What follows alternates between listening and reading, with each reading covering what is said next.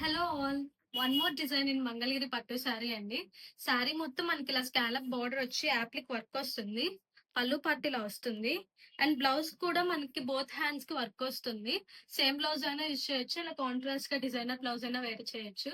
And ఇందులో beautiful colour options కూడా ఉన్నాయి, అవి కూడా చూసేద్దాం మనం. So very beautiful and nice colour combinations అండి.